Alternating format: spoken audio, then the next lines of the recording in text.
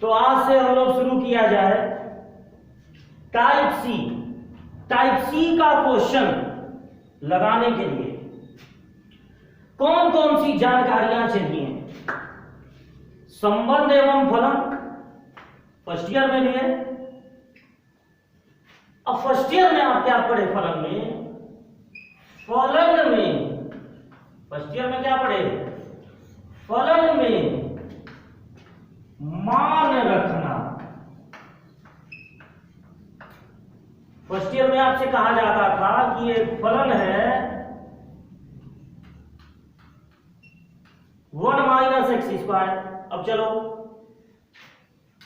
f cos theta का मान बताओ कितना होगा?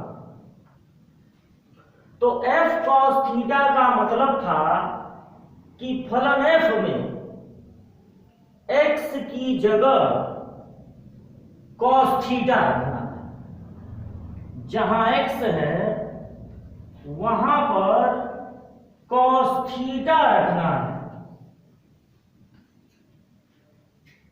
फलन में x की जगह cos थीटा रखना, ये फर्स्ट ईयर में पढ़े थे। क्या मिला? 1 - cos² थीटा, और 1 - cos² थीटा क्या होता है? sin² theta. अगर fx का मान है 1 - x², तो f cos थीटा का मान कितना होगा? sin² theta. सेकेंड ईयर में आपको क्या पढ़ना है?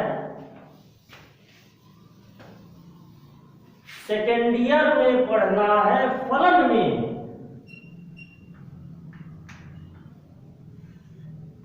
फलन रखना। एक फलन में दूसरे फलन को रखना। मान लीजिए एक फलन है fx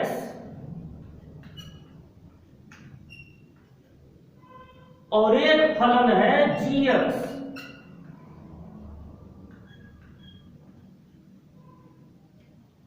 एक फलन है fx, मान लीजिए cos x है, और एक फलन है gx।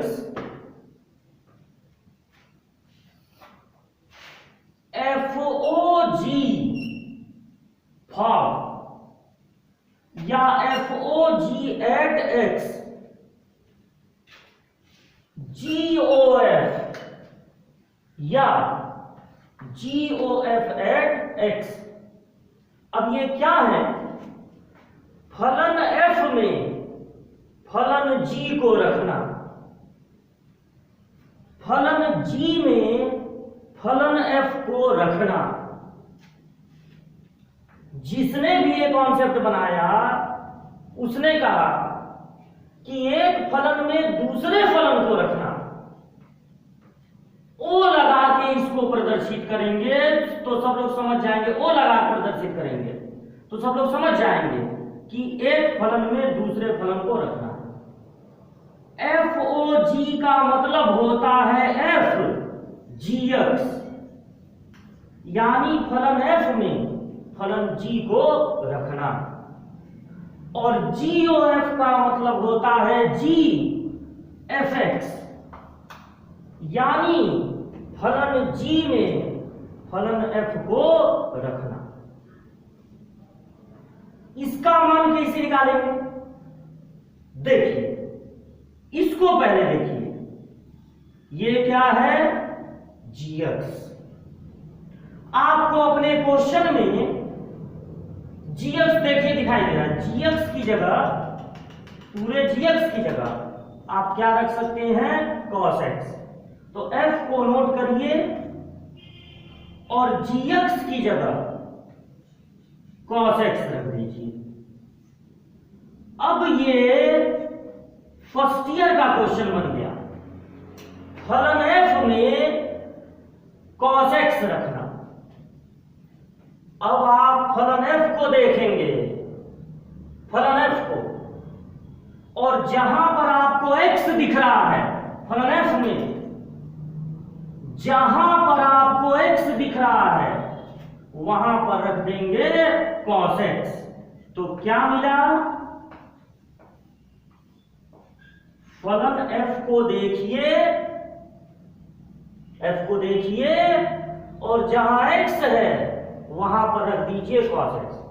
तो मिला 1 minus cos square x, 1 minus cos square x होता है साइन स्क्वायर एक्स।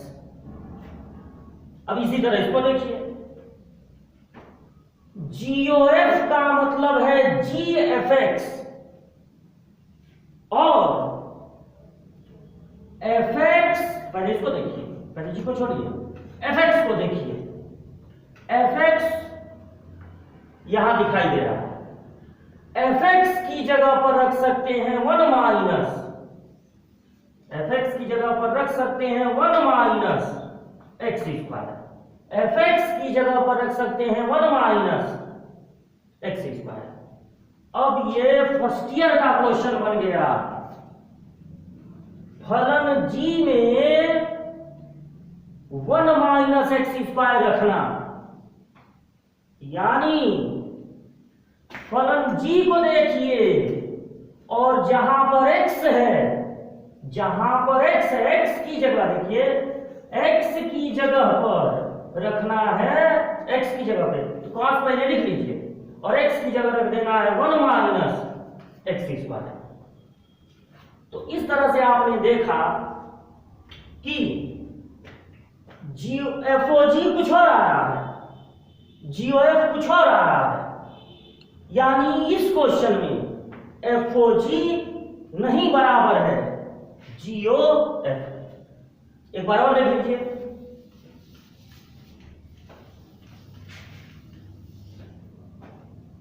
FOG का मतलब है FGX, GX यहां पर दिखाई दे रहा है cos x, पूरे GX की जगह cos x। फलन f को देखिए और x की जगह पर cos x रख दीजिए, 1 माइनस कॉस स्क्वायर थीटा होता है साइन स्क्वायर थीटा, यहां पर x है। GOF का मतलब होता है GFX, fx यहां पर दिख रहा है 1 माइनस एक्स स्क्वायर, तो g नोट करिए और fx यहां से देखकर लिख लीजिए। अब फलन g को देखिए और x की जगह पर 1 माइनस एक्स स्क्वायर रख दीजिए।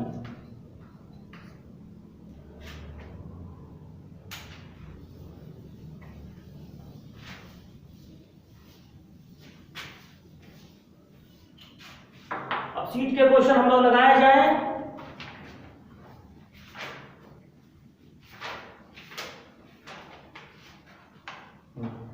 टाइप सी पहला क्वेश्चन,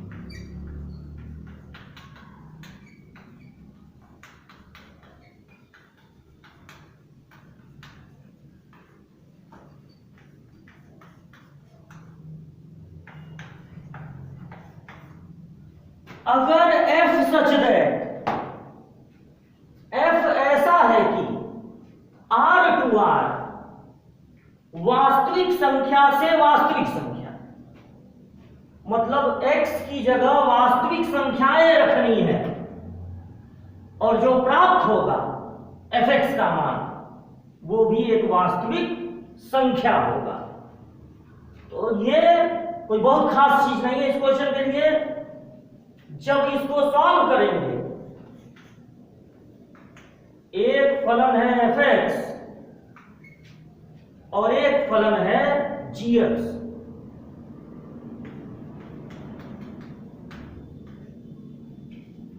सिद्ध करना है GOF is not equal to FOG। GOF का मतलब है GOF एट x और GOF का मतलब होता है GFX। G को नोट कर लिया जाए, fx की जगह पर देखिए, fx यहां दिखाई दे रहा है, fx की जगह पर cos x अब फलन g को देखा जाए और जहां x है, x की जगह लिख दिया जाए cos x। तो फलन g को देखिए, 3 नोट करिए और x की जगह लिख दीजिए cos x। केवल x का वर्ग है, 3 का वर्ग तो है, आया 3 cos स्क्वायर x। अब FOG का मतलब है FOG एट x। FOG का मतलब है FGX और GX, पहले F नोट करिए, GX आपको यहां दिखाई दे रहा है, तो 3x स्क्वायर GX की जगह लिख दीजिए। अब फलन f को देखिए, फलन f को देखिए और x की जगह पहले क्रॉस नोट कर लीजिए, x की जगह आपको रख देना है 3x स्क्वायर, इस x की जगह fx को देखना है और इस x की जगह रख देना है 3x स्क्वायर। इस तरह से आपने देखा कि g और f कुछ और आया 3 cos स्क्वायर x और FOG कुछ और आया। इसका मतलब है GOF is not equal to FOG।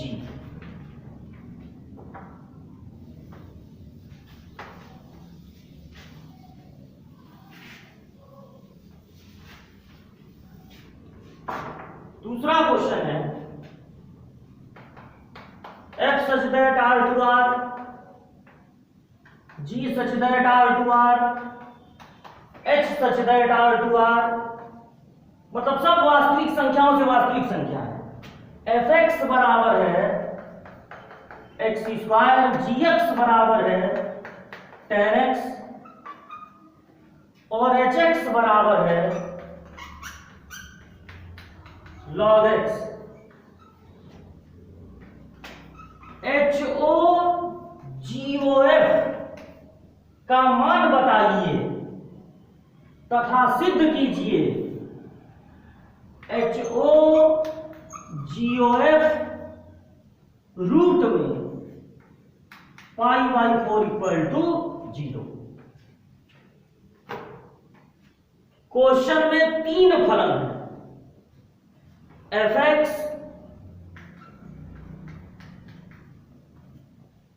gx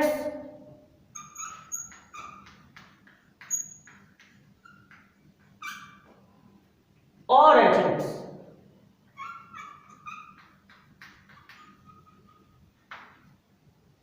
पहला काम HO, ये 3 फलन दिए गए हैं सब वास्तविक संख्याओं के लिए। तो पहला काम क्या है, HOGOF पता लगाना। तो HOGOF पहले हम लोग पता लगाएंगे x पर। तो HOGOF पहले ही लाइन में O हटा दिया जाए, HGFX,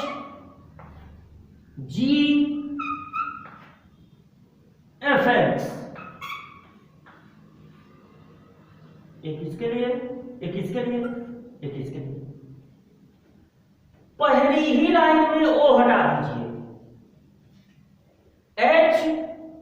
HGFX। अब देखिए, इधर से मत चलिए, इधर से चलिए। पहले H लिखिए,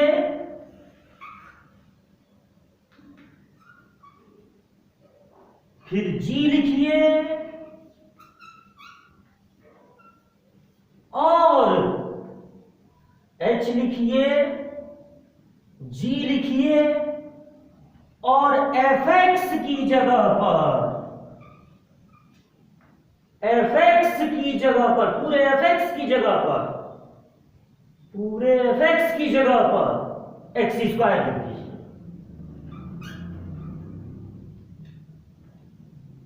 एच लिखिए, जी लिखिए और एफ एक्स की जगह एक्स स्क्वायर लिख दीजिए। अगली लाइन में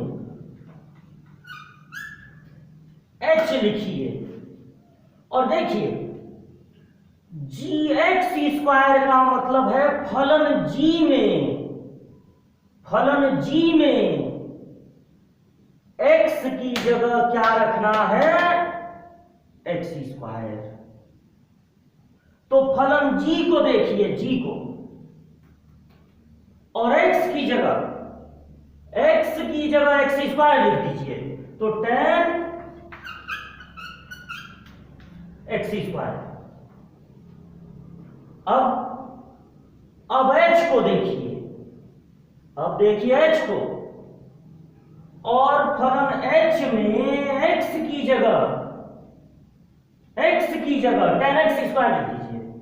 एच एक्स जैसे होता है ना, एच एक्स, यहां पर क्या एच tan एक्स स्क्वायर, मतलब एच को देखना है और उसमें एक्स की जगह लिख देना है tan एक्स स्क्वायर। तो एक्स को देखिए, एच को देखिए,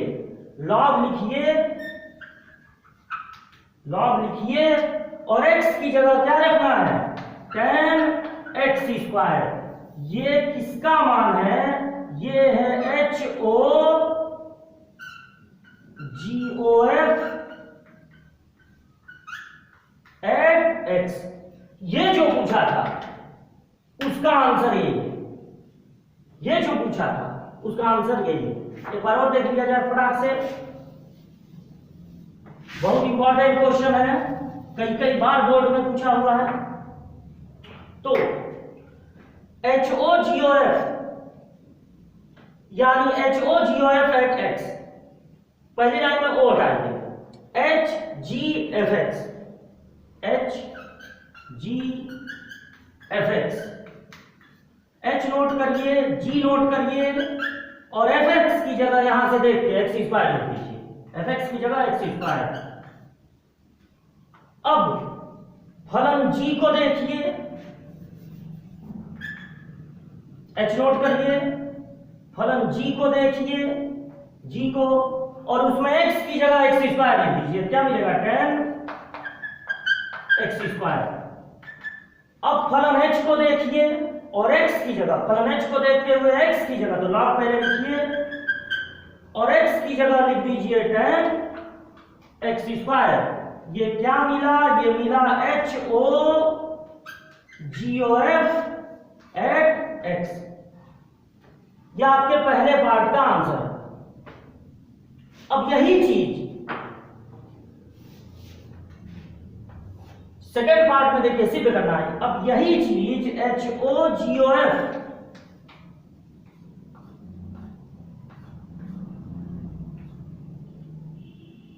आपको निकालना है रूट में पाई बाई 4। तो आप एक्स, यही चीज आप एक्स पे निकाल चुके हैं, अब रूट में पाई बाई 4 पे निकालना है। करना क्या होगा, एक्स की जगह रूट में, एक्स की जगह रूट में पाई बाई 4 लिख देना है, और एक्स का यहां पर क्या है 1 लॉग tan। जब वर्ग होगा तो रूट हट जाएगा। tan 45 का मान कितना होता है 1, tan 45 पाई बाई 4 मतलब 45 अंश, tan 45 का मान कितना होता है 1, और log 1 का मान कितना होता है 0। तो इस तरह से यह भी सिद्ध हो गया कि रूट में पाई बाई 4 पर इसका मान होगा 0।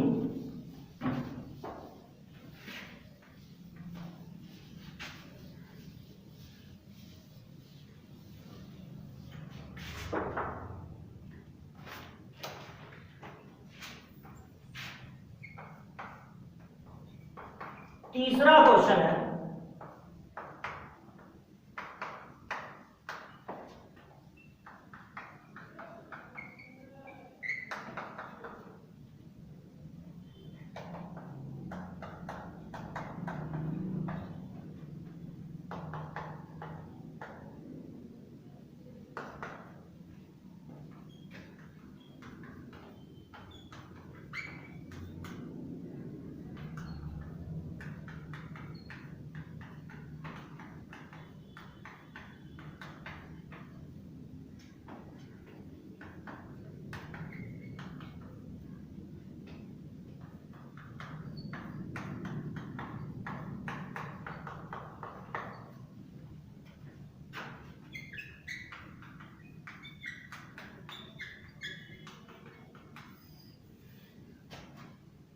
देखिए बड़ा अलग तरह का, बहुत ही अलग तरह का, बहुत बढ़िया क्वेश्चन है, बड़े ध्यान से आप समझेंगे।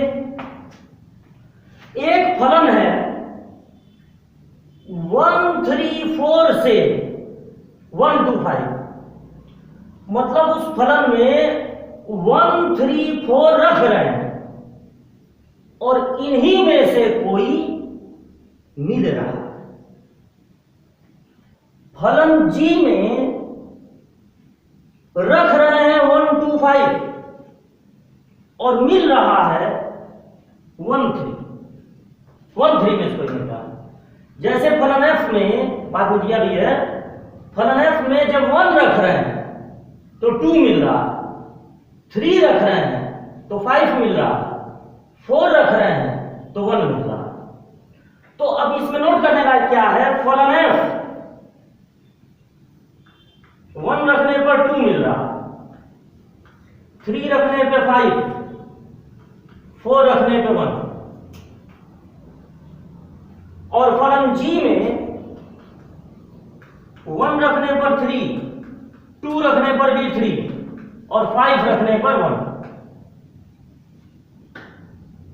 फलन f और फलन g को थोड़ा अलग तरीके से दिया गया है, क्रमित युग्म के रूप में, क्रमित युग्म के रूप में। यहां पर हम कैसे पता लगाएंगे GOF, सावधानी से देखिए। GOF का मतलब है GOF at x और GOF at x का मतलब है GFX।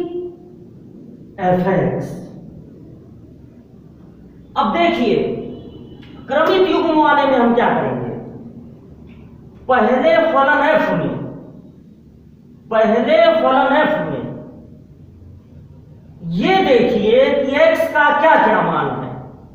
जो मान आप रखते हैं, जैसे 1 रख रहे हैं तब 2 मिल रहा है, तो ये 1 जो रख रहे हैं, 3 जो रख रहे हैं, 4 जो रख रहे हैं, यानी हर ब्रैकेट में जो पहला चीज है वो x का मान है।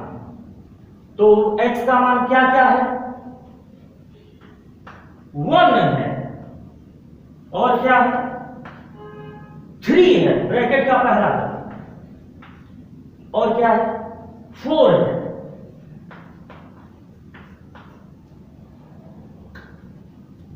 GOF का मतलब GFX।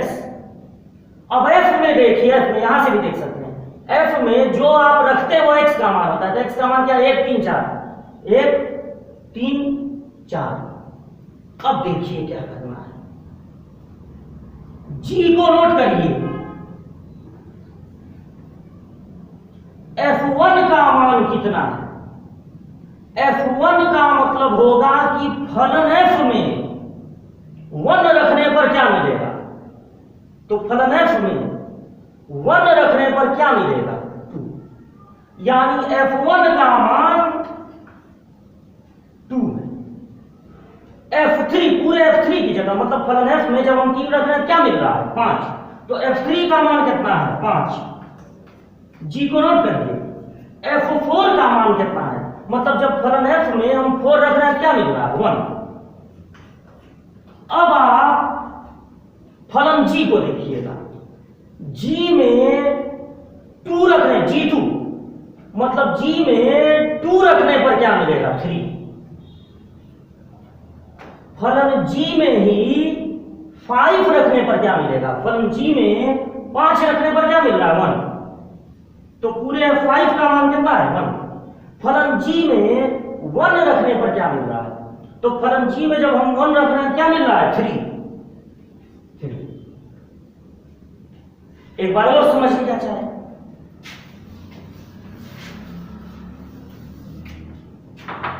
मान लीजिए फलन f और g क्रमित युग्म के रूप में लिया है ऐसे। अब हमको पता लगाना है GOF, तो GOF का मतलब हो गया GFX। अब क्रमित युग्म वाले में देखिए क्या करना है, x का मान, f में देखिए x के क्या क्या मान है, 1 3 4, तो एक बार 1 लिखिए, एक बार 3 लिखिए, एक बार 4 लिखिए। अब तीनों जगह जी नोट करके F1 का मान 2 है, F3 का मान 5 है और F4 का मान 1 है। अब फलन जी में देखिए, G2 का मान 3 है, फलन जी में 5 रखने पर क्या मिल रहा है 1, फलन जी में 1 रखने पर क्या मिल रहा है 3। अब देखिए इस लाइन को देखिए, शुरू में आप क्या रखे 1, लास्ट में चल के आप बीच में क्या क्या हुआ उसको छोड़ दिए, शुरू में क्या रखे 1 और लास्ट में चल के क्या मिला 3। शुरू में क्या रखे 3, लास्ट में चल के क्या मिला 1। शुरू में क्या रखे 4, बीच वाला छोड़ दीजिए, शुरू में क्या रखे 4।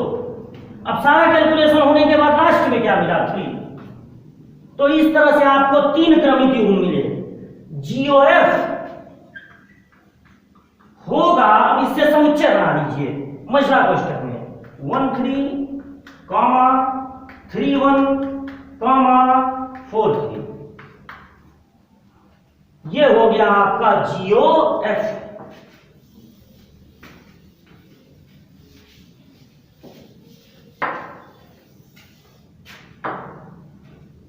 अब देखिए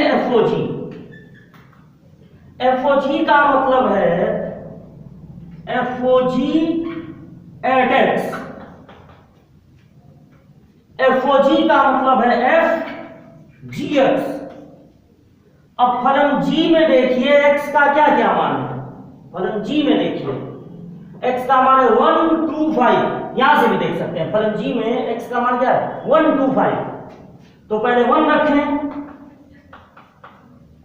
फिर 2 रखें, फिर 5 रखें। अब f को नोट कर लीजिए,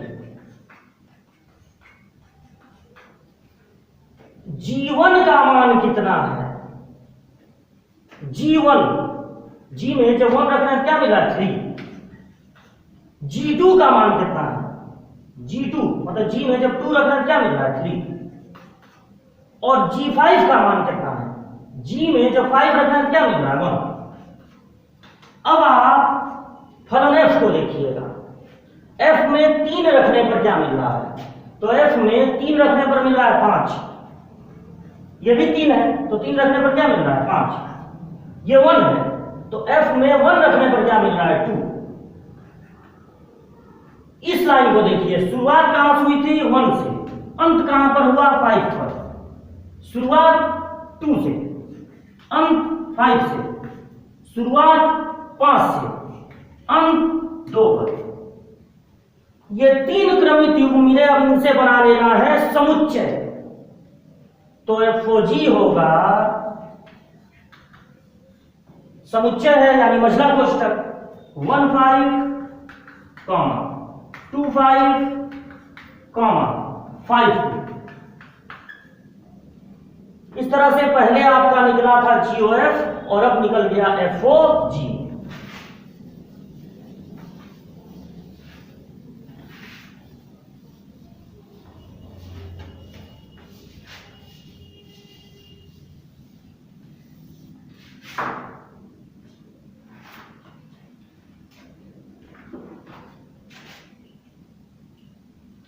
फिर उसके बाद है चौथा क्वेश्चन,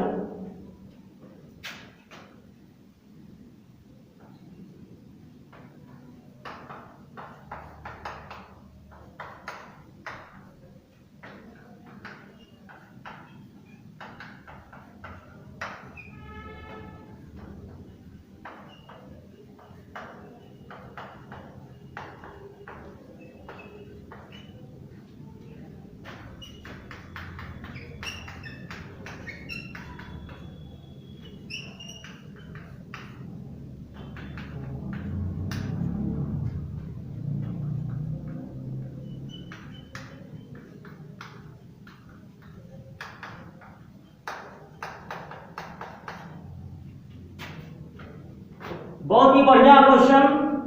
आपके सीट में ये क्वेश्चन अलग कलर से होगा,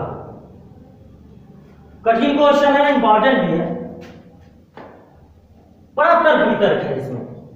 f सच दैट फलन f कैसा है, x2y, x एक समुच्चय है, उसमें कुछ होगा, 1 होगा, 2 होगा, 3 होगा, कुछ होगा। x एक समुच्चय है, f रिलेशन है x2y का, मतलब यहां तीर चल रहा है, यहां पहुंच रहा है, इसमें कुछ होगा, 5 होगा, 7 होगा, -2 होगा। ये एक समुच्चय है, यहां तीर ऐसे ऐसे चल रहा है। ये पता है कि ये, अच्छा एक और देख लीजिए, फलन g क्या है, इनके बीच का संबंध है और y से z, इस समुच्चय में होगा, 1 होगा, 5 होगा, 7 होगा, इसमें होगा 3, 2, 9, कुछ भी होगा, ये z। इनके बीच जो रिलेशन है, इनके बीच का फलन को प्रदर्शित किया जा रहा है g से।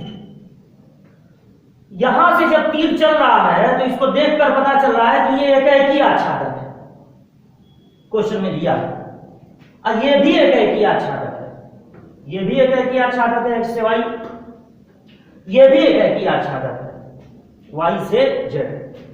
अब आपको सिद्ध करना है कि GOF मतलब x से डायरेक्ट z, अगर ये छोड़ दें, यहां तीर चला यहां पहुंचे इन तत्वों के पास, तो ये भी होगा एकाएकी आच्छादक। ये एकाएकी आच्छादक है, ये एकाएकी आच्छादक है, तो सिद्ध करना है कि यहां से यहां तक अगर चले तो ये भी होगा एकाएकी आच्छादक। अब देखिए,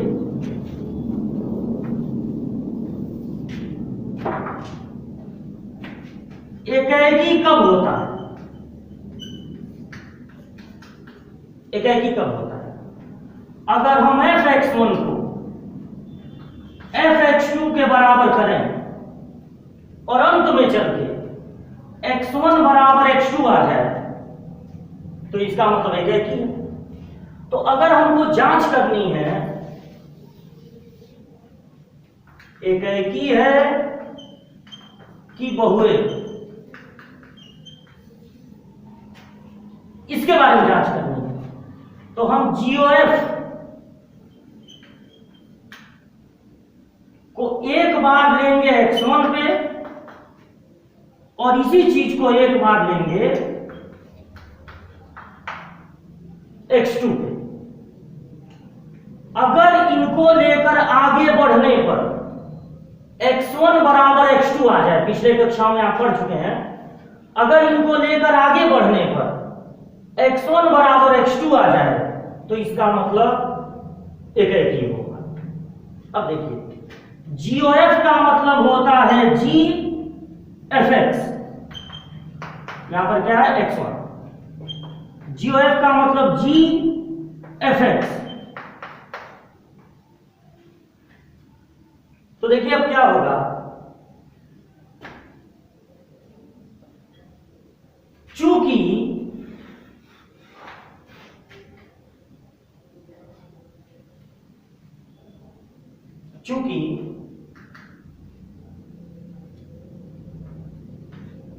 f, ये देखिए ये जो फलन है f, चूंकि f एकाएकी है, ये जो क्वेश्चन में दिया है f एकाएकी, f अगर एकाएकी है तो fx1 बराबर fx2 से x1 बराबर x2 मिलेगा, क्योंकि क्वेश्चन वाला दिया है कि f एकाएकी, ये भी एकाएकी है, ये भी एकाएकी है, ऐसा क्वेश्चन वाला दिया। अब ये आच्छादक छोड़ दीजिए, f एकाएकी है, इसका मतलब fx1 से क्या मिलेगा, fx1 बराबर fx2 से क्या मिलेगा, x1 बराबर x2। तो अगर x1 बराबर x2 मिलेगा तो इसका मतलब है ये GF1, ये fx1 और ये fx2 आपस में बराबर है, यानी कि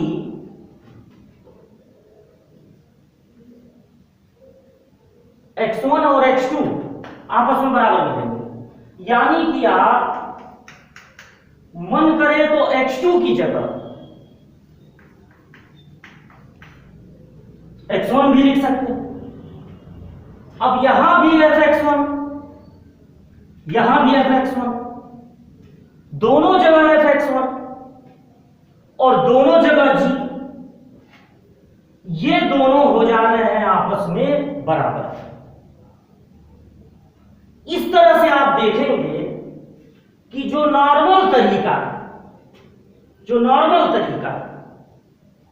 उससे जब हम करके आगे बढ़ रहे हैं तो जो हमको मिलना चाहिए x1 बराबर x2, अगर हम इधर लें x1 इधर लें x2, अगर आगे चल के x1 बराबर x2 मिले तब ये होता है कि, लेकिन जब नॉर्मल तरीके से आगे बढ़ते हैं तो एक दिक्कत आती है कि आप अगर आगे बढ़ेंगे भी तो पता चलेगा सिर्फ x1 रह जाएगा या सिर्फ x2। तो ये क्वेश्चन क्यों अलग कलर से है,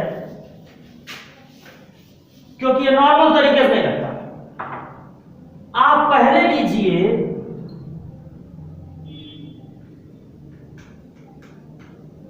कि x1 और x2 दोनों चीजें आपस में उल्टा चलिए। x1 बराबर x2, मान लीजिए कि x1 और x2 दोनों आपस में बराबर है। चूंकि फलन f एकेकी है, इसका मतलब है कि fx1 बराबर लिख सकते हैं fx2, क्योंकि अगर x1 और x2 एक ही चीज है, इनका तीर एक ही जगह जाएगा, क्योंकि फलन f क्या है, एकेकी। चूंकि फलन g भी एकेकी है,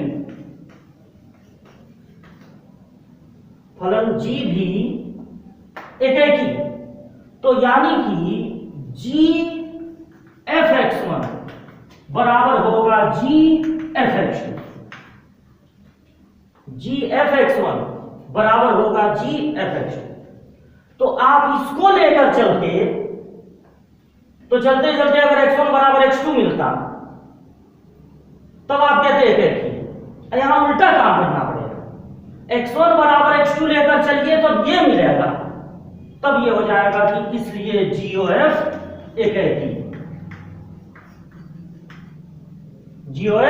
एकेकी। अब कैसे पता चलेगा कि आच्छादक है?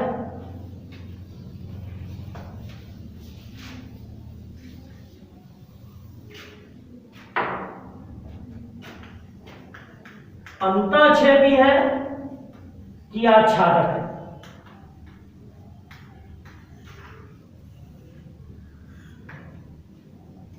अब देखिए, GOF है x से, ये x, ये y, ये z, कुछ चीजें इसमें, इसका तीर पहुंच रहा है इसमें, कुछ चीजें इसमें,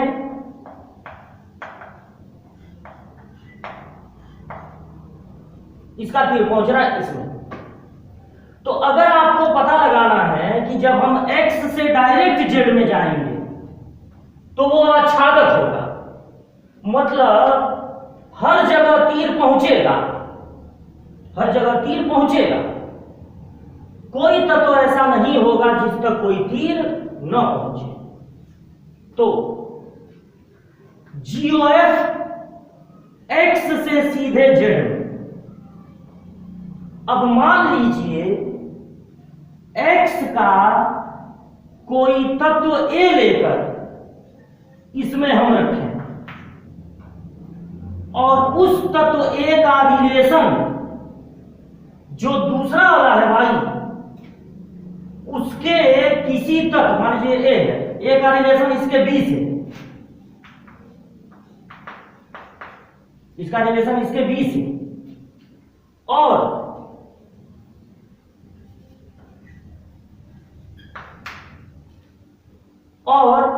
इस b का रिलेशन, ये a हो गया इसमें, ये b हो गया इसमें, ये c हो गया इसमें, तो इस b का रिलेशन इसके c से, c। तो अगर हम x के सारे तत्वों को a से प्रदर्शित करें, y के सारे तत्वों को b से प्रदर्शित करें, और जेड के सारे तत्वों को सी से प्रदर्शित करें। तो हमने देखा कि इसका कोई भी तत्व जब हम ले रहे हैं तो इसका तत्व सी मिल जा रहा है, ये इसके सारे तत्वों को प्रदर्शित कर रहा है और ये इसके सारे तत्वों को प्रदर्शित कर रहा है। इसका मतलब है कि इसमें जितने भी तत्व हैं, हर तत्व का कोई ना कोई पूर्व प्रतिबिंब होगा।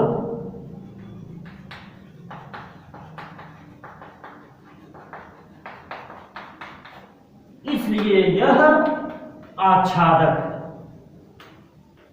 इसलिए यह आच्छादक है।